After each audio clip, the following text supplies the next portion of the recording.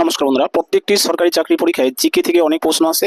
যে যত বেশি জিকে জানবে তার পরীক্ষায় কিন্তু সে তত বেশি নাম্বার পাবে। ঠিক আছে, 3 নম্বর পার্ট চলছে 20 নম্বর থেকে। তো দেখুন 20 নম্বর বলেছে ভারতের বৃহত্তম চার্চ কোনটি।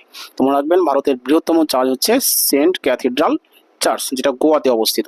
21 নম্বর ভারতের বৃহত্তম বারান্দা কোনটি। ভারতের বৃহত্তম বারান্দা হচ্ছে বন্ধুরা রামেশ্বরমের মন্দির বারান্দা। ঠিক আছে, অর্থাৎ রামেশ্বরম মন্দিরের বারান্দা হচ্ছে ভারতবর্ষের বৃহত্তম বারান্দা।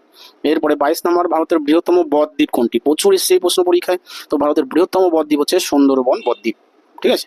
আচ্ছা, এরপরে 23 নম্বর ভারতের বৃহত্তম মরুভূমি কোনটি। মনে রাখবেন ভারতের বৃহত্তম মরুভূমি থর মরুভূমি। ঠিক আছে। আর যদি বলে পৃথিবীর বৃহত্তম মরুভূমি, সেটা কিন্তু সাহারা মরুভূমি হবে। 24 নম্বর ভারতের বৃহত্তম গম্বুজ কোনটি। গোল গম্বুজ, যেটা বিজাপুর কর্ণাটকে অবস্থিত। 25 নম্বর ভারতের বৃহত্তম গুরুদ্বার কোনটি। ভারতের বৃহত্তম গুরুদ্বার হচ্ছে অমৃতসরের স্বর্ণ মন্দির। মনে রাখবেন অমৃতসরের স্বর্ণ মন্দির ভারতের বৃহত্তম গুরুদ্বার। 26 নম্বর ভারতবর্ষের বৃহত্তম হ্রদ কোনটি। মিষ্টি জলের হ্রদ, সেটা হচ্ছে কি উলার হ্রদ, যেটা কাশ্মীরে অবস্থিত।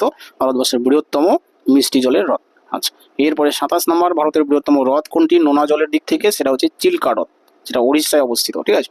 আচ্ছা, 28 নম্বর ভারতের বৃহত্তম মানব নির্মিত হ্রদ কোনটি। গোবিন্দ বল্লভ পন্থ সাগর বা রিহান্ত হ্রদ। মনে রাখবেন গোবিন্দ বল্লভ পন্থ সাগর বা রিহান্ত হ্রদ, এটা হচ্ছে কি মানব নির্মিত একটি হ্রদ, ভারতবর্ষের বৃহত্তম। 29 নম্বর ভারতের বৃহত্তম মসজিদ কোনটি। ভারতের বৃহত্তম মসজিদ হচ্ছে দিল্লির জামা মসজিদ। দিল্লির জামা মসজিদ মনে রাখবেন।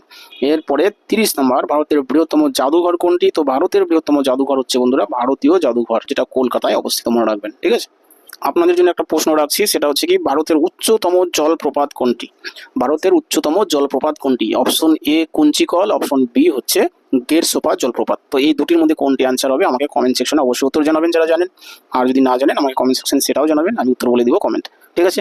তাহলে ক্লাসটি দেখার জন্য ধন্যবাদ। যদি ক্লাসটি ভালো লেগে থাকে অবশ্যই লাইক কমেন্ট শেয়ার করবেন। নতুন বন্ধুরা চ্যানেলটি সাবস্ক্রাইব করবেন। রাখছি বন্ধুরা, থ্যাংক ইউ।